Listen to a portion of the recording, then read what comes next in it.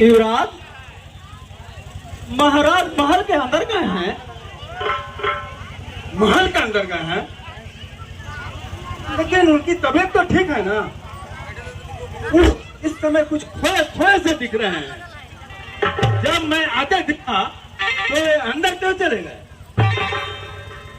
मुझसे नाराज तो नहीं? नहीं युवराज, आप जैसे एक पुत्र से भला कौन पिता नाराज हो सकता है? तो फिर वो मुझे देखते अंदर क्यों चले गए? राजकुमार, इसमें परेशान होने की कोई बात नहीं है।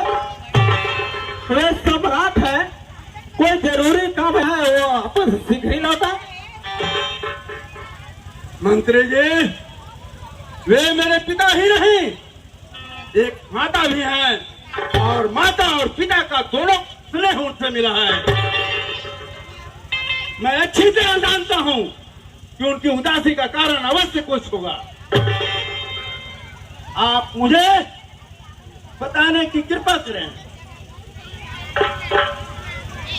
बताइए ना मंत्री जी, ये क्यों उदास रह रहे हैं? मंत्री जी, आप रो रहे हैं? क्या मैं आपसे कोई अनुचित बात कह गया? मुझे क्षमा करें मंत्री जी। नहीं महाराज, आप में तो देवताओं सभी गुण कूट कूट कर भरे पड़े हैं। चेहरे पर देवताओं सा चमक है। अब शायद मुझे कहना ही होगा। मैं आपको सब कुछ बताऊंगा युवराज। तो फिर शीघ्र बताइए मंत्री जी, मैं सुनने के लिए बहुत व्याकुल हूँ। एक हफ्ते से देख रहा हूँ कि पिताजी न सुख से भोजन कर रहे हैं और न अच्छी तरह नींद ले रहे हैं। आप मंत्री नहीं, उनके पुराने मित्र भी हैं, और अगर उन्हें कुछ हो गया तो इसका उत्तरदायित्व आप पर होगा। नहीं नहीं युवराज, ऐसा ना कहे, उन्हें कुछ भी नहीं होगा। मैं बताता हूँ, महाराज एक नाव खेलने वाले धीवर की कन्या सत्यवती है, उसमें दिल में बैठे हैं और उनसे वो शादी करना चाहते हैं। लेकिन धीवर ने महाराज के सामने एक शर्त रखी है। उसकी कन्या महाराज सम्राट बनेगी, लेकिन इससे बढ़ के उसकी शर्त और क्या हो सकता है?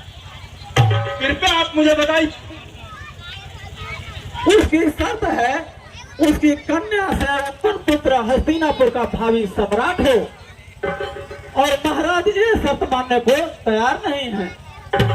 आप जैसे देवरान पुत्र होते हुए वो स्वीकार इनकार कर दिए हैं।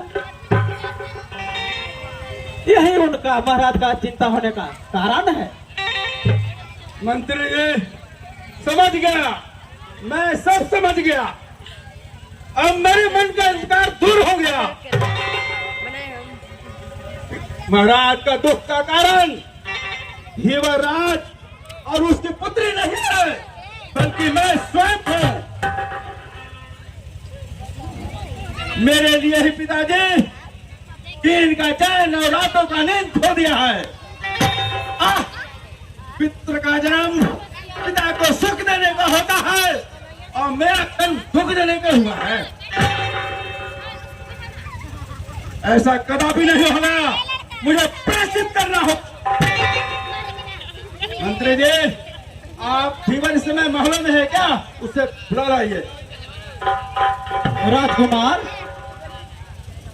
धीवर तो इस समय राजमहल में ही है, लेकिन आप उससे क्यों मिलना चाहते हैं? इस टूट का जवाब मैं धीवर राज के आने पर ही दूंगा।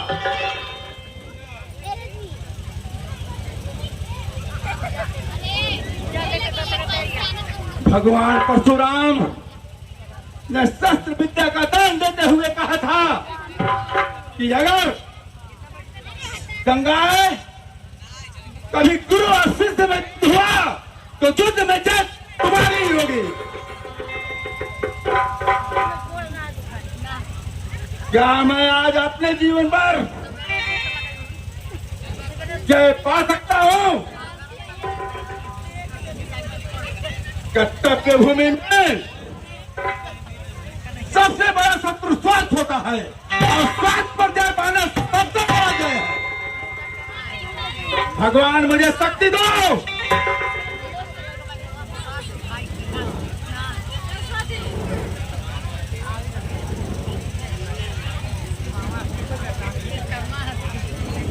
युवराज, परिणाम स्वीकार हो युवराज। युवराज, माफ है, मैंने इसे किस लिए बुलाया है? नहीं युवराज, मुझे क्या पता। मुझे तो मंत्री जी ने कहा कि युवराज बुलाए हैं, इसलिए मैं तो दौड़ा चला आया। तेरी कोई कन्या भी है? हाँ महाराज, राजकुमार, मेरी तो एक ही कन्या है, सत्यवती। और तुम्हें मालूम है कि हस्तिनापुर के सम्राट तुम्हारी कन्या से विवाह करना चाहते हैं। सुंदर स्त्री को देखकर हर उससे विवाह कर ले, लेकिन चाहने से थोड़ी हो जाता है युवराज। जब तक महाराज मेरा मांगा हुआ शर्त पूरा नहीं करेंगे, तब तक मैंने अपने कन्या को नहीं दे सकता। तुम चाहते हो कि मेरी जगह तुम्हारी कन्या के पुत्र ही हस्तिनापुर का सम्राट हो? क्या यह तुम्हारे लिए ठीक है? और नहीं तो क्या, बड़ा लड़का राज करे और मेरी कन्या का पुत्र राजमहल में झाड़ू मारे। तो क्या चाहते हो? तेरी कन्या का पुत्र राज का उत्तराधिकारी हो? बिल्कुल।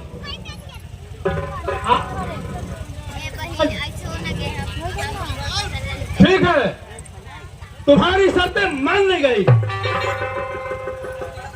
क्या कहें?